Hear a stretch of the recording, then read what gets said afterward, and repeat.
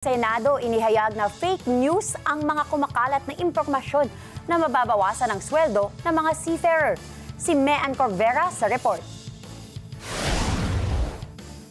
Pinabulaanan ni Senator Raffy Tulfo ang mga kumakalat na impormasyon na mababawasan umano ang sweldo ng mga seafarers sa ilalim ng Magna Carta o Filipino Seafarers. Sa pagdinig ng Senate Committee on Migrant Workers, sinabi ni Tulfo na wala sa probisyon ng Republic Act 1201 na maaring ibaba ang sweldo ng mga manggagawang seafarers. Maaring tinutukoy niya sa kumakalat na fake news ang tungkol sa allotment ng mga marino o matatanggap ng kanilang pamilya sa Pilipinas.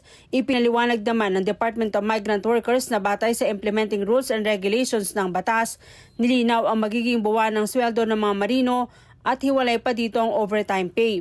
Sa kanilang sweldo at allowance, ibabatay ang allotment ng isang seafarer na katumbas ng 80% ng monthly salary. Pagtiyak naman ni Tulfo, makakasuhan, masususpinde at maaring mabawian ng lisensya ang sinumang manning agencies na magpapatupad ng maling deductions sa sweldo ng mga marino. Dahil sa Magna Carta for Seafarer, bumaba raw yung sweldo ng mga seafarer. Wala sa provision ng Magna Carta na nagsasabing bababa ang sweldo ng mga kahit na sinong seafarer.